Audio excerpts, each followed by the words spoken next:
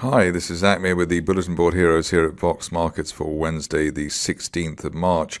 Starting off with AMTE, which I suppose at first glance doesn't look like a great prospect in terms of being a buy on this particular time frame, especially if you look back at the last year's performance. But we do have bullish divergence there in the RSI window, so the RSI higher on the last dip to the new lows, just below 70 versus what we had back in February, so a decent signal there. Also, we've got a reversal of that gap down that we had yesterday. So an end-of-day close above 72.5 pence would be a bear trap gap reversal. Could take the shares up towards 89 pence, powered by that bullish divergence in the RSI window. Above that, then obviously we're looking towards the 50-day line and form a mid-February resistance above £1, 5 pence. But at the moment, just looking for 88 and at least an intermediate rebound. On to a more difficult situation, Amor, which is obviously affected by the Ukraine crisis. Here it's interesting to see that got a higher low in place after yesterday's dip towards a penny. We've also got the shares bouncing off, or the RSI bouncing off the uptrend line there from back in December, so that could provide positive momentum and at least give us another test of the gap fill that we had just a week or so ago through 1.8 pence, so above a penny, looking for 1.8 on Amor, even if the shares fall back again or they are affected by the geopolitical situation.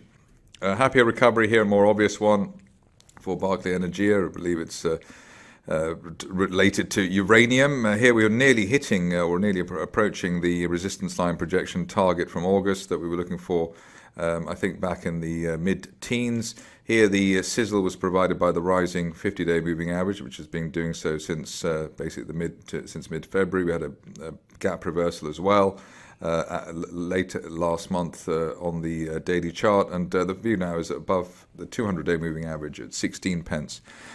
24 pence could be hit, and perhaps even more, given how strong the pattern currently looks. We started off this rally with bullish divergence there, so maybe you can compare and contrast that with the current position of AMTE. Moving along to one of the year's best performers, and continues to be the case, Benz Creek. Just rejigged the daily chart, or at least the resistance lines here, or the support resistance lines. The support now coming in towards 71 pence at that February uptrend line. The target here towards 120 over the next couple of months, which is a November resistance line projection. So it's still looking pretty strong there at Benz Creek, and it's good to see that it's a sort of slow and steady progression rather than anything too spiky or volatile. News in for today from Keras and Bezant, and looking at Keras, we've got a gap off the low, which is normally a good thing. The former support for the shares in December at 13.7, and that's roughly where we are at the moment. So we want to see an end-of-day close above that to give us the chance of a move towards the top of that broadening triangle from November towards the 20 pence level. You also see that the shares bounced off of that uptrend line in the RSI window, so that did provide positive momentum for the shares and led to the gap over and above the news from the company today. I think I tweeted out yesterday, I was so excited about Conroy Gold. We had an unfilled gap to the upside of support back in the end of November. That was also a gap through the 50-day moving average. So that was a really, really strong signal. And that led to a rally towards, 46p, something like that, within a couple of weeks. Similar setup here with the gap off support and then breaking a resistance line and the 50-day line yesterday at 25 pence above the 50-day line.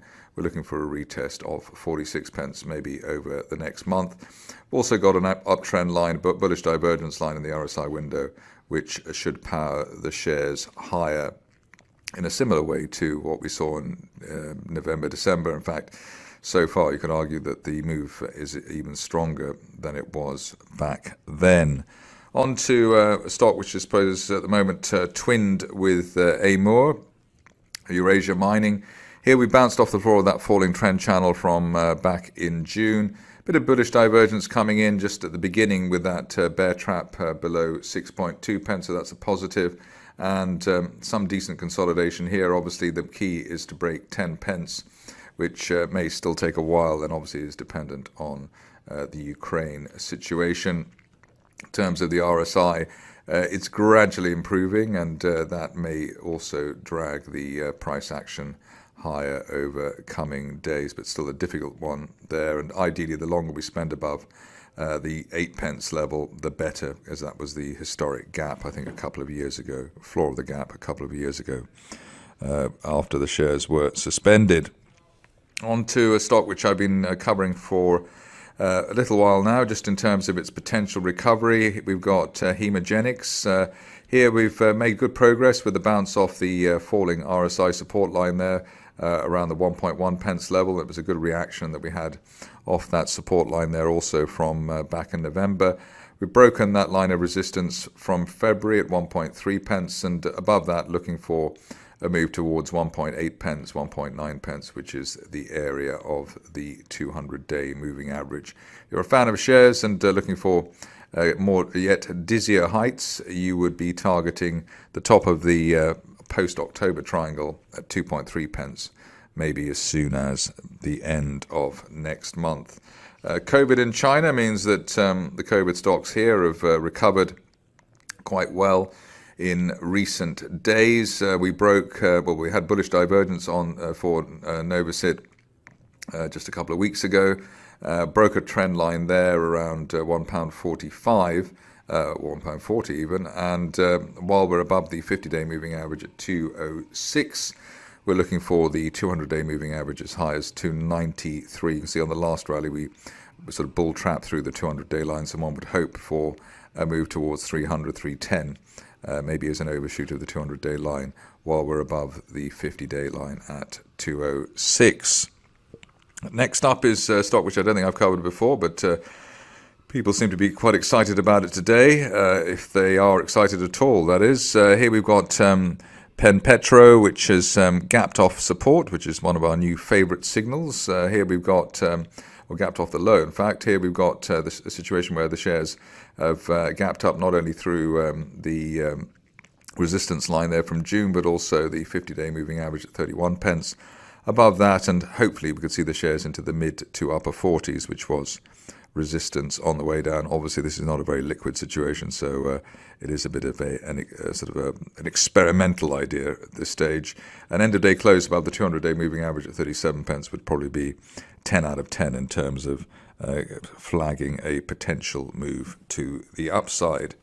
On to quantum blockchain, which remains a personal favourite for various reasons, just the hopes of the technology, I suppose, as much as anything else. But here we've had a gap through the 50-day moving average after a bear trap below 1.9 pence. So in fact, it was a gap close buy signal as well. We gapped down as an exhaustion gap there around 1.8 pence at the beginning of the month, and we closed above it to give us a decent buy signal.